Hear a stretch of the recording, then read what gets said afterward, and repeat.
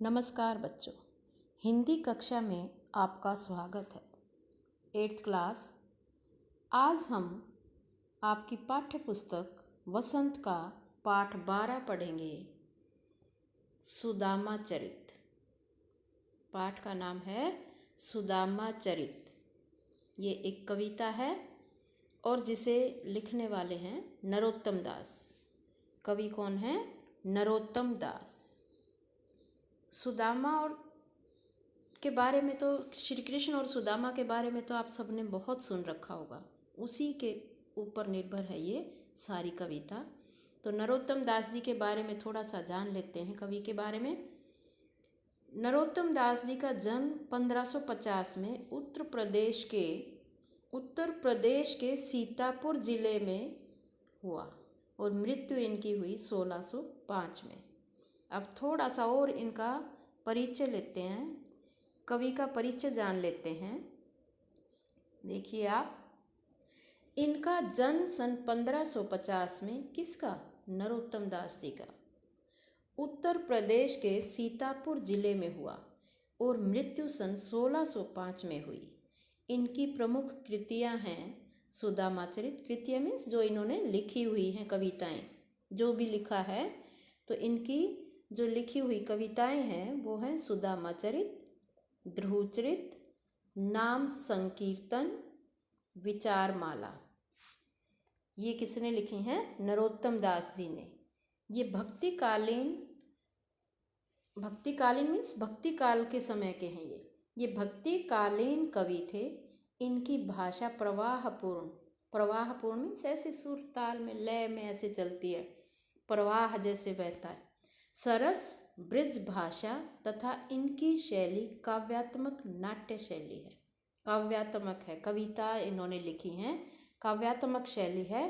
तुकान तुकबंदी वगैरह करते हुए इनकी नाट्य शैली है। जैसे नाटक की तरह हमें लगता है हमारे सामने कोई नाटक हो रहा हो, ऐसी इन्होंने रचनाएं की हैं।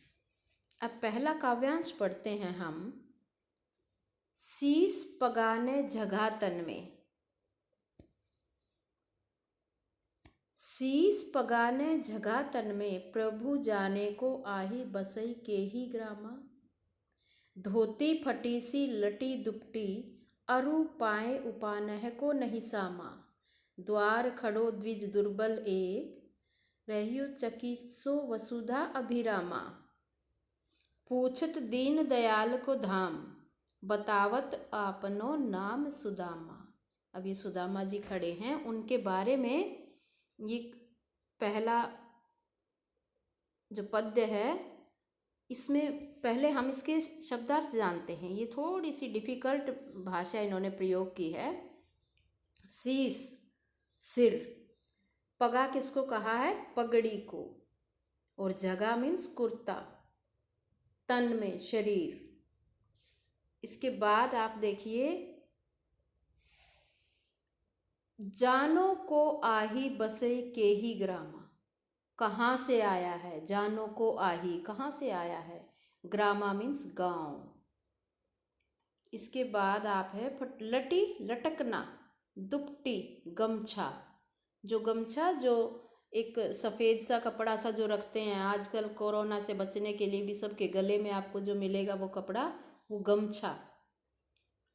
अरु पाए उपान है, पाए मीन्स पाँव, उपान है जूता, नहीं सामा नहीं पहना, सामा मीन्स पहना। इसके बाद अब हम इसका प्रसंग जान लेते हैं। प्रस्तुत काव्यांश नरोत्तम दास द्वारा रचित काव्य सुदामा चरित से अवतरित है, मीन्स लिया गया है। श्री कृष्ण के बचपन के मित्र सुदामा अपनी पत्नी के आग्रह पर कुछ आर्थिक सहायता पाने की आशा में उनकी नगरी, किसकी? श्री कृष्ण की नगरी द्वारका पैदल जा पहुँचे। कैसे पहुँच गए वहाँ? पैदल ही पहुँच गए। अब ये दो पंक्तियों के शब्दार्थ मैंने बताए हैं, दो के और जान लें, फिर हम इसकी व्याख्या करेंगे। द्वार खड़ो द्विज दुर्बल, द्विज दुर्बल, दुर्बल ब्राह्मण, द्विज होता ब्राह्मण। रहियो चकिसो वसुधा, चकिसो मीन्स चकित, हैरान सा, वसुधा धरती, अभिरामा सुंदर, अभिरामा मीन्स सुंदर, दीन दयाल, ये भगवान श्री कृष्ण के लिए शब्द प्रयोग हुआ है। दीन दयाल, दीनों पर दया करने वाला, गरीबों पर दया करने वाला। धाम मीन्स स्थान, बतावत बता रहा है, अपनो नाम अपना नाम, क्या सुदामा। अब इसकी व्याख्या करते हैं हम, ध्यानपूर्वक सुनेंगे। ये व्याख्या आपके पेपर में तो नहीं आएगी, लेकिन इससे संबंधित प्रश्न पूछे जाएंगे और आपको ये पता होना चाहिए कि इस सुदामा चरित कविता में क्या है, इसलिए इसकी व्याख्या जरूरी है। उपयुक्त पंक्तियों में कवि कहते हैं कि जब सुदामा कृष्ण के महल के सामने खड़े थे, तब द्वारपाल ने महल के अंदर जाकर श्री कृष्ण को बताया कि हे प्रभु, बाहर महल के द्वार पर एक गरीब व्यक्ति खड़ा है, बहुत ही दयनीय अवस्था में है और वह आपके बारे में पूछ रहा है। उसके सिर पर न तो पगड़ी है, न ही शरीर पर कोई कुर्ता है। पता नहीं वो किस गांव से चलकर यहाँ तक आया है। उसने ऐसा कुछ नहीं बताया है। वह फटी हुई धोती और गमछा पहने हुए है। उसके पैरों में जूते भी नहीं हैं। द्वारपाल आगे कहता है कि दरवाजे पर खड़ा हुआ गरीब, कमजोर या ब्राह्मण हैरान होकर पृथ्वी और महल के सौंदर्य को निहार रहा है। मैं नीचे से ऊपर ऐसे ताक रहा है, जमीन से लेकर ऊपर तक महल को देख रहा है। वह द्वारिका नगरी को देखकर बहुत ही हैरान है, बहुत हैरान हो गया है वो हमारी नगरी को देखकर। तो श्री कृष्ण की नगरी कौन सी है? द्वारिका। वह सुंदर महलों को बहुत ही हैरानी की दृष्टि से देख रहा है। वह दीनदयाल अर्थात आपका निवास स्थान पूछ रहा है। दीनदयाल कौन? भगवान श्री कृष्ण, कि वो आपका, हे भगवान, हे श्री कृष्ण भगवान, वो आपका निवास स्थान पूछ रहा है। आपका जहाँ आप रहते हैं वो पूछ रहा है और अपना नाम सुदामा बता रहा है। और अपना क्या नाम बताया है? सुदामा। अब आगे दूसरे काव्यांश पर चलते हैं। इसमें थोड़े से डिफ़िकल्ट वर्ड हैं सुदामा चरित कविता में। अगर इन्हें आप आराम से पढ़ेंगे तो ठीक से उच्चारित कर पाएंगे, और उच्चारण करना अवश्य है, आप भी करें। ऐसे बेहाल बिवाइन सो पग कंटक जाल लगे पुनि जोए, हाय महादुख पायो सखा तुम आए इत्ते न कित्ते दनी खोए। इत्ते न कित्ते भी इतने दिन, दनी खोए इतने दिन खो दिए। देखई सुदामा की दीन दशा करुणा करे कई करुणा निधि रोए।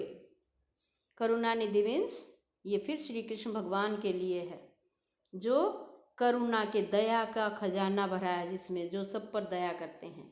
पानी परात को हाथ छुयो नहीं, नैनन के जल सो पग धोए। कि पानी और परात जो होती है, जिस बर्तन में पानी डालते हैं, उसको हाथ तक नहीं लगाया और अपने आँखों के जो आंसू बाहर आए हैं उसी से पैर धोए हैं। किसके? सुदामा के। अब एक बार शब्दार्थ देखेंगे। ऐसे बेहाल, बुरे हाल, बिवाइन सो फटी एड़ियाँ, पग पाँव, कंटक कांटा, पुनि जोए निकालना, महादुख बहुत दुख, सखा मित्र, इतई न किते इतने दिन, दीन दशा बुरी दशा, करुणा करे कई दया करके, करुणा निधि दया के सागर, पानी परात खुला बर्तन, जिसमें मम्मी आटा गूंथती है ना आपकी, तो वो परात होती है। हाथ छुयो नहीं, हाथ न लगाना, नैनन के जल आँखों के आंसू, पग पैर।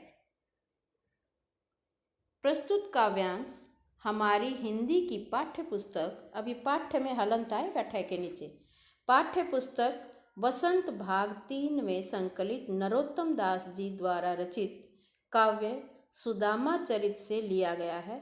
इसमें कृष्ण सुदामा के मिलन तथा सुदामा की दीन अवस्था व कृष्ण की उदारता का वर्णन किया है। कि अब वो श्री कृष्ण और सुदामा आपस में मिल चुके हैं और उनकी आपस में क्या बात होती है उसके बारे में इस काव्यांश में पढ़ेंगे। उपर्युक्त पंक्ति में कवि कहते हैं कि कृष्ण सुदामा के विषय में सुनकर दौड़कर बाहर आए तथा सुदामा को बेहाल देखा। सुदामा के बिवाइयों से भरे पैर से श्री कृष्ण ने कांटे खोज कर निकाले और प्रेम से बोले कि मेरे परम मित्र, तुमसे अलग होना मेरे लिए महादुख था। तुम इतने दिन कहाँ रहे? सुदामा का ऐसा हाल देखकर दया के सागर श्री कृष्ण दया से रो पड़े। उन्होंने सुदामा के पैर धोने के लिए मंगाई परात को हाथ नहीं लगाया, बल्कि कैसे पैर धोए? अपने आंसुओं से ही पैर धो डाले। अपने मित्र के प्रति इतना प्रेम उमड़ आया कि उनकी आंखों से आंसू बहने लगे और उन्हीं आंसुओं से अपने मित्र के पैर धो दिए। अब काव्यांश 3 देखेंगे, तीसरा देखेंगे। कछु भाभी हमको दियो, सो तुम काहे न देत। फिर श्री कृष्ण जी सुदामा से कहते हैं, कछु कि जो कुछ भाभी ने हमारे लिए दिया है सो तुम काहे न देत, वो क्यों नहीं दे रहे हो। चापी पोटरी काख में रहे कहो के ही हेतु, आगे चना गुरु मातु दयते, लय तुम चाबी हमें नहीं दीने। श्याम कहायो मुस्काए सुदामा सो, चोरी की बान में हो जू प्रवीणे। पोटरी काख में चापी रहे तुम, खोलत नहीं सुधा रस भीने। पाछिली बानी अजो न तजो तुम, तेसई भाभी के तंदुल की नहीं। अब इसके शब्दार्थ जानिए।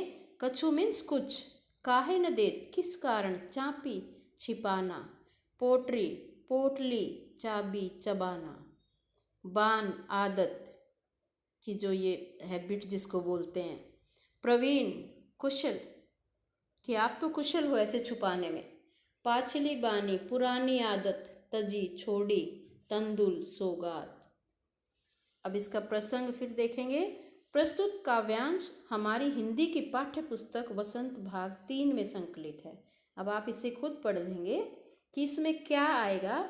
श्री कृष्ण सुदामा से शिकायत कर रहे होते हैं कि वह उसकी पत्नी द्वारा, किसकी पत्नी? सुदामा की पत्नी ने जो कुछ कृष्ण के लिए भेजा है वो हमें क्यों नहीं दे रहे हो। इसमें आप देखें इसकी व्याख्या।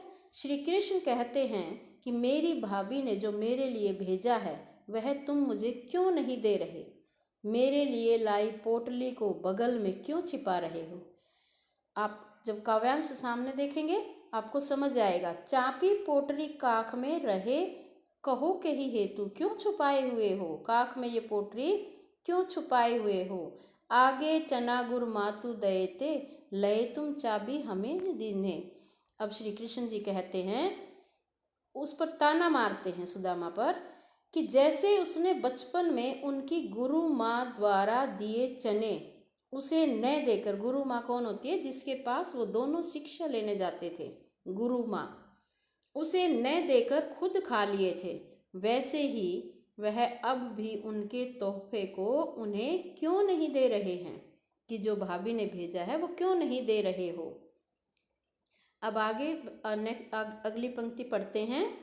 श्याम कहाए मुस्काए सुदामा, चोरी की बान में हो जू प्रवीणे। फिर भगवान श्री कृष्ण मुस्कुराते हैं और सुदामा से कहते हैं कि जो चोरी करने में तुम पहले कुशल थे, अभी भी ऐसे ही हो। क्या वह चोरी करने में कुशल हो गए हैं? कृष्ण जी कहते हैं कि वह क्यों पोटली छिपा रहे हैं, उसे निकाल कर क्यों नहीं देते। उसमें से कितनी सुगंधित अमृत की खुशबू आ रही है। क्या उनकी पिछली आदत नहीं छूटी है जो भाभी द्वारा भेजा तोहफा छिपा रहे हैं? कि जो तुम्हारी पुरानी आदत थी छुपाने की, क्या वो आज भी है?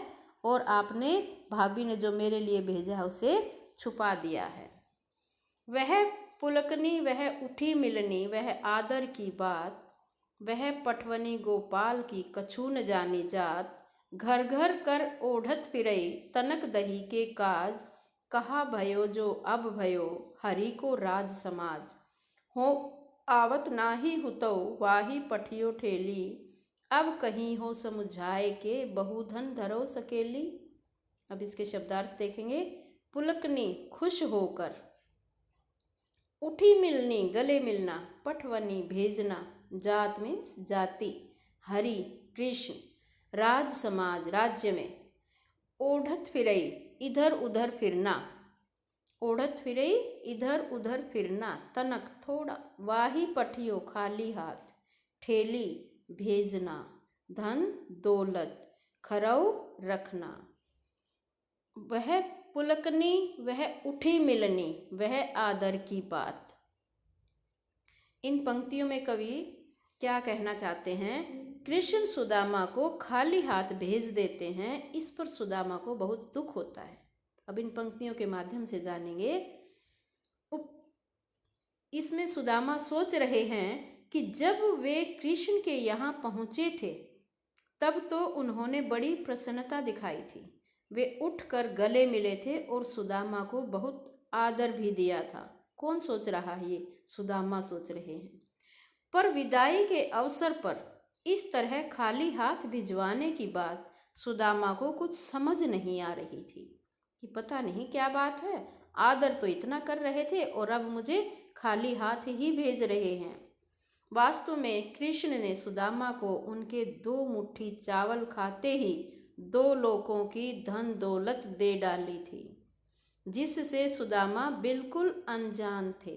सुदामा कृष्ण के बचपन को याद करके सोचते हैं कि यह वही कृष्ण है जो थोड़ी सी मांगने के लिए घर घर हाथ फैलाया करता था। भला वह उन्हें क्या देंगे? अपने आप मन में ऐसे विचार करते हुए जा रहे हैं सुदामा जी। सुदामा तो पहले ही से माखन चोर कृष्ण को जानते थे, पर उनकी पत्नी ने ही उन्हें जिद करके यहाँ भेजा था। वो सोच रहे मैं तो इसे पहले ही जानता था कि ये माखन चोर हैं और खुद ही मांगते हैं, तो मुझे क्या देंगे, लेकिन मेरी पत्नी ने मुझे भेज दिया। सुदामा बहुत नाराज थे और सोच रहे थे कि अब जाकर वे अपनी पत्नी से कहेंगे कि बहुत धन मिल गया है, अब इसे संभाल कर रखो। व्यंग्यात्मक बोल रहे हैं कि ऐसे ताना कसूंगा। वे यहाँ आना नहीं चाहते थे। अब हालत यह थी कि जो चावल वे मांग कर लाए थे वह भी कृष्ण ने ले लिए थे। अब जो थोड़े से उनकी पोटली में चावल थे वो भी भगवान श्री कृष्ण ने ले लिए थे। बदले में खाली हाथ वापसी हुई। अब सुदामा जी ऐसे परेशान होते जा रहे हैं कि मुझे दिया कुछ भी नहीं, ऊपर से मेरे चावल भी ले लिए। आगे कल पढ़ेंगे। आज के लिए इतना ही। धन्यवाद। आपका दिन शुभ हो।